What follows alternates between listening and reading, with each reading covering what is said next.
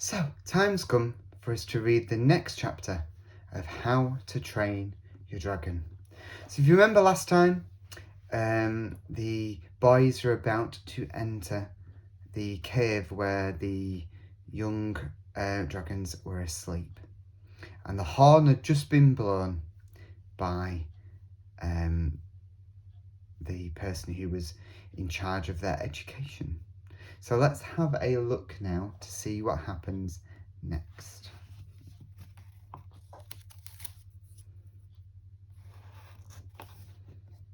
Inside the dragon nursery. You've probably guessed by now that Hiccup was not your natural Viking hero. For a start, he didn't look like a hero. Somebody like Snotlout, for instance, was tall, muscly, and covered in skeleton tattoos, and already had the beginnings of a small moustache. This consisted of a few straggly yellow hairs clinging to his upper lip, and was deeply unpleasant to look at, but still impressively manly for a boy not yet 13. Hiccup was on the small side, and had the kind of face that was almost entirely unmemorable. He did have heroic hair, which was a very bright red, and stood up vertically, however. Much he tried to wet it down with seawater, but nobody ever saw that because it was hidden under his helmet most of the time. You would never have picked Hiccup out of those 10 boys to be the hero of this story. Snotlout was good at everything and a natural leader. Dog's Breath was as tall as his father and could do amusing things like making the tune of the Berk national anthem. Hiccup was just absolutely average. The kind of unremarkable, skinny, freckled boy who was easy to overlook in a crowd. So when Gobber blew the horn and moved out of sight to find a comfortable rock to sit on and eat his mussel and tomato sandwich, Snotlout pushed Hiccup out of the way and took charge. "Okay, listen, boys," he whispered in a menacing fashion. "I'm in charge, not the useless. And anybody who objects gets a knuckle sandwich from Dog's Breath the Dubbrain." Grunted Dog's Breath, pounding his fists together in excitement. Dog's Breath was Snotlout's chief sidekick, and a great big gorilla of a boy. "Bash him, Dog's Breath, to show what I mean." Dog's Breath was delighted to oblige. He gave Hiccup a shove that sent him sprawling head first into the snow, and then ground his face in it. "Pay attention," hissed Snotlout. The boys dragged their eyes away from Dog's Breath and Hiccup and paid attention. "Rope yourselves together. The best climber should go first." "Well, that's you, of course, Snotlout," said Fishlegs. "You're the best at everything, aren't you?" Snotlout looked at Fishlegs suspiciously. It was difficult to tell whether Fishlegs was laughing at him or not because of his squint. "That's right, Fishlegs," said Snotlout. "I am." And just in case he'd been laughing at him, "Bash him, Dog Breath." Well, Dog's Breath pushed Fishlegs down to join Hiccup in the snow. Snotlout bossily ordered everybody to rope themselves together. Hiccup and Fishlegs were the last to be tied on, just behind a flushed and triumphant Dog's Breath. "Oh, brilliant," muttered Fishlegs. "I'm about to enter a cave full of man-eating reptiles tied up to 8 complete maniacs." "If we get to the cave," said Hiccup nervously, looking up at the sheer black cliff. Hiccup put the lighted torch between his teeth to leave his hands free and started to climb after the others. It was a perilous climb. The rocks were slippy with snow, and the other boys were thoroughly overexcited, making the ascent far too quickly. At one point, Clueless missed his footing and fell, luckily, onto Dog's Breath, who caught him by the back of the trousers and heaved him back onto the rock again, before he brought the whole lot of them down.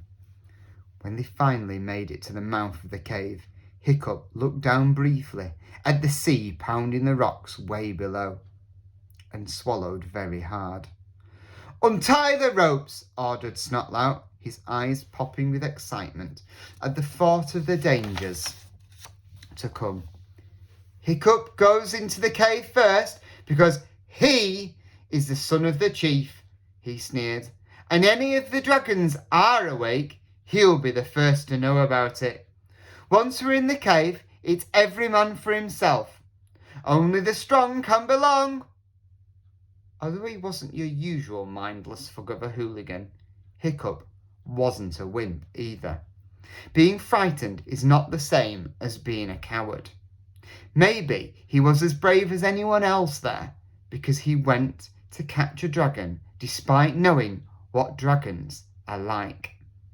And when he had climbed perilously to the mouth of the cave and had found that inside there was a long, twisty tunnel, he still went down it, despite not being too keen on long, twisty tunnels, with dragons at the end of them. The tunnel was dripping and clammy. At times, it was high enough for the boys to walk upright. Then, it would close down into narrow, claustrophobic holes that the boys could only just squeeze through, squirming on their stomachs, with the flares held in their mouths. After 10 long minutes of walking and crawling into the heart of the cliff, the stench of dragon, a salty stink of seaweed, and old mackerel heads got stronger and stronger, until finally it became unbearable and the tunnel opened out into a ginormous cavern. The cavern was full of more dragons than Hiccup could have ever imagined existed. They were every possible colour and size, and they included all the species that Hiccup had heard of, and quite a few more that he hadn't. Hiccup started sweating as he looked around him at pile after pile of animals draped over every available surface, even hanging upside down from the roof like giant bats. They were all fast asleep, and most of them snoring in unison. This was a sound so loud and so deep that it seemed to penetrate right into Hiccup's body and vibrate around his soft insides, churning his stomach and bowels and forcing his heart to beat at the same slow dragon pulse. If one, just one, of these countless creatures were to wake up, it would raise the alarm to the others, and the boys would meet a horrible death. Hiccup had once seen a deer that had wandered too close to Wild Dragon Cliff, torn to pieces in a matter of minutes. Hiccup closed his eyes. "I will not think about it," he said to himself. "I will not." None of the other boys were thinking about it. Ignorance is very useful in such circumstances. Their eyes were popping with excitement as they walked through the cave, hands over their noses to keep out the revolting smell, looking for the biggest dragon they could find that would fit in their basket. They left their torches in a pile at the entrance. The cavern was already well lit by the glowworms, huge, sluggish animals dotted here and there that shone with a steady yet dim fluorescence, like a low-watt light bulb. And the flame huffers gave off extra little bursts of light that flickered on and off as they breathed in and out. Predictably, most of the boys headed towards the plug uglies of the dragon world. Snotlout made a big fuss about grabbing a vicious-looking monstrous nightmare, smiling nastily at Hiccup as he did so. Snotlout was the son of Baggy Bum the Beer Belly, Stoic the Vast's younger brother. He was intending to get rid of Hiccup some time in the future, so that he, Snotlout, would become chief to the hairy hooligan tribe, and a gruesome and terrifying chief, as Snotlout meant to be, would need a properly awesome dragon. Wartyhog and Dog's Breath got into a loud whispered fight over a Gronicle, a heavily armoured brute with fangs like kitchen knives sticking out in such numbers that it couldn't keep its mouth shut. Dog's Breath won, then managed to drop it as he was trying to bundle it into his basket. The weaponry of the beast made a horribly loud clatter as it landed on the floor of the cavern. The Gronicle opened its evil crocodile eyes. Everybody held their breath. The Gronicle stared ahead. It was difficult to tell from its blank expression whether it was awake or fast asleep. Hiccup realised, in agony of suspense, that the gossamer thin third eyelid was still down, and there it stayed for a few heart-stopping moments until it slowly closed its upper eyelids again.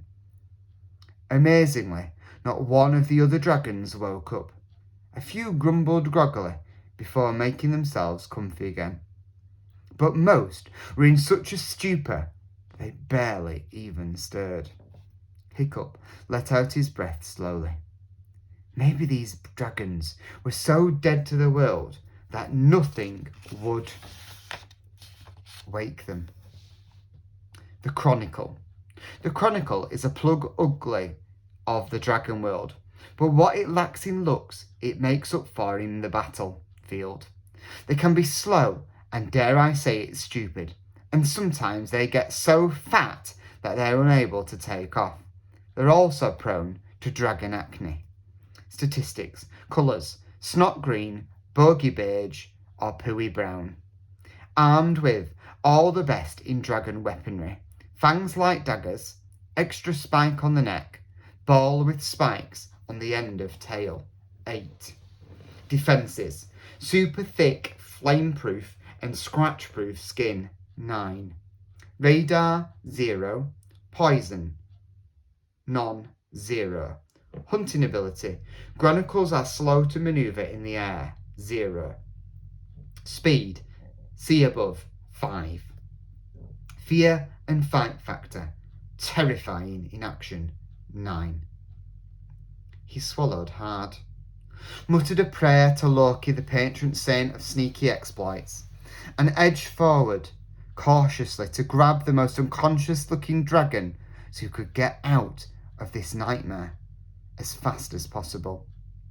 It's a little-known fact that dragons grow colder the deeper they sleep. It is even possible for a dragon to go into a sleep coma in which they are icy cold, with no obvious pulse or breath or heartbeat.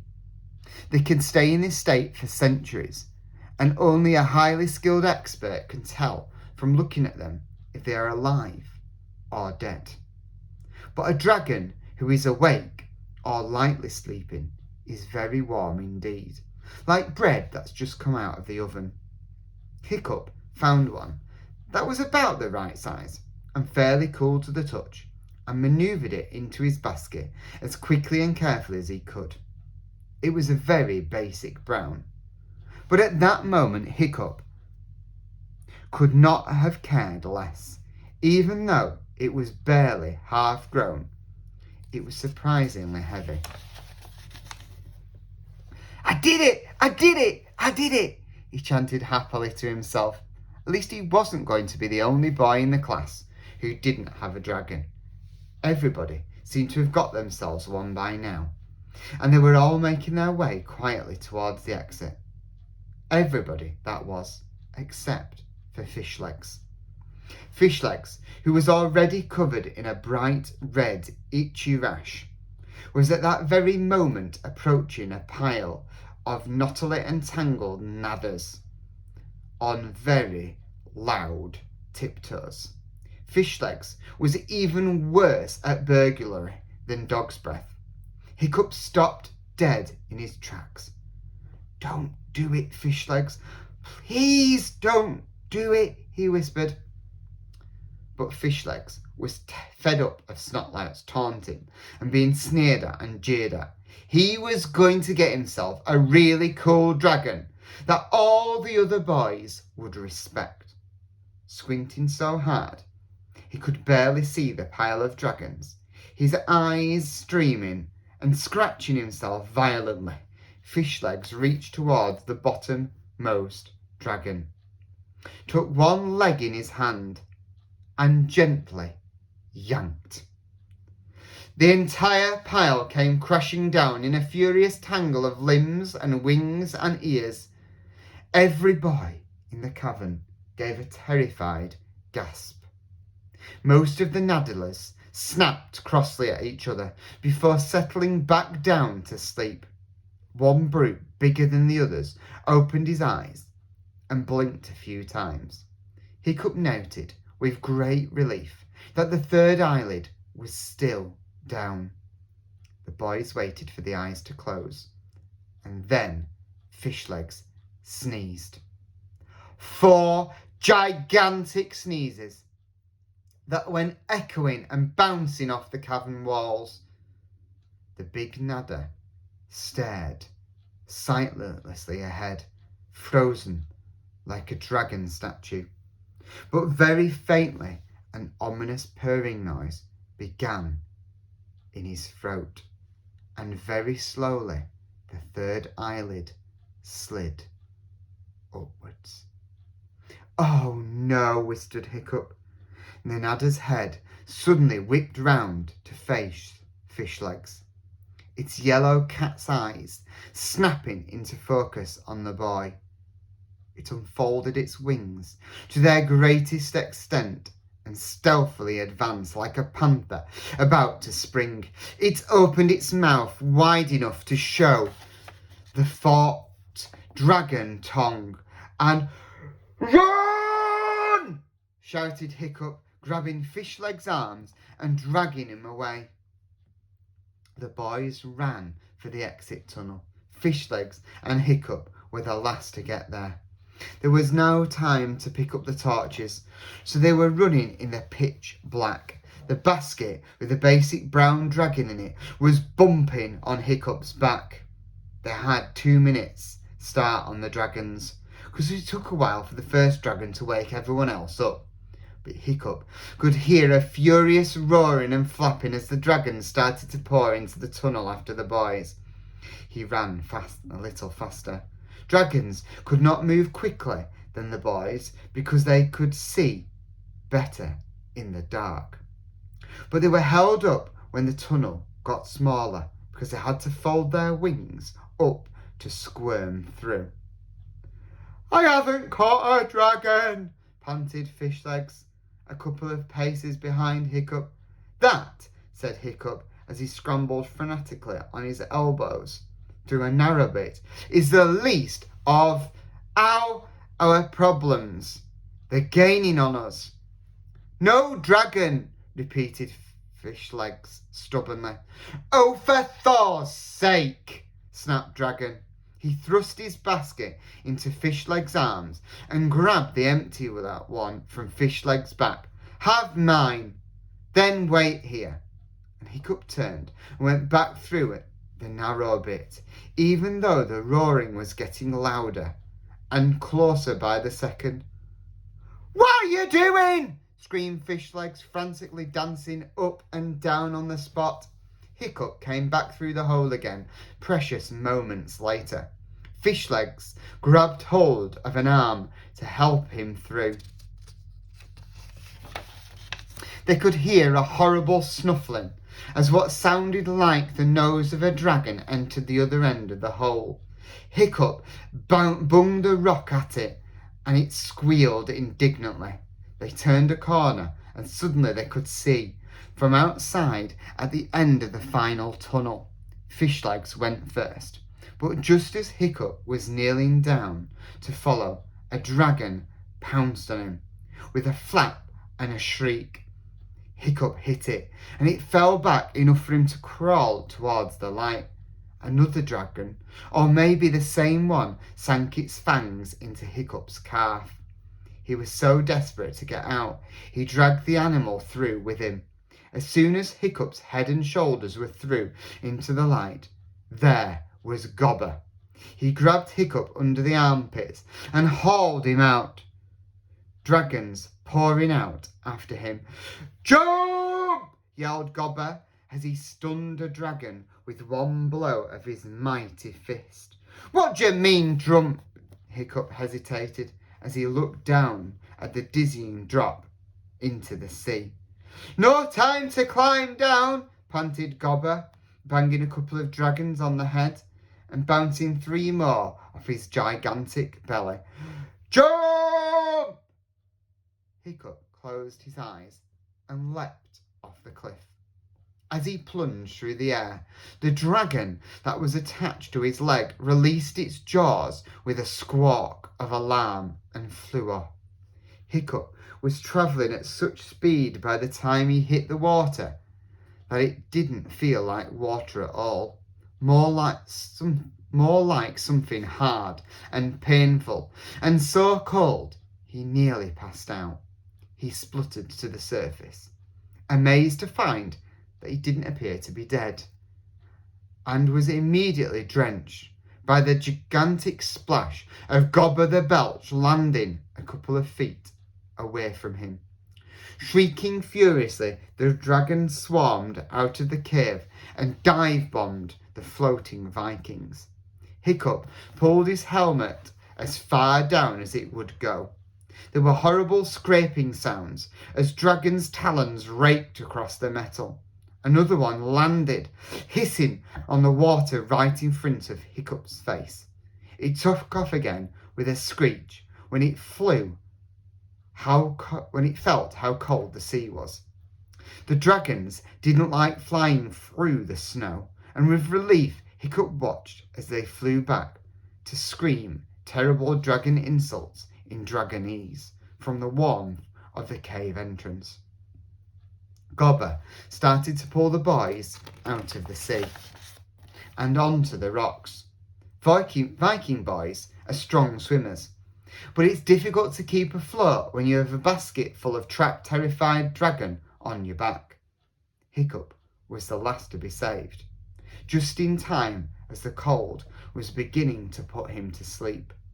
Well, at least that wasn't death, thought Hiccup as Gobber grabbed him by the neck to rescue him, nearly drowning him in the process. But it certainly wasn't glory either.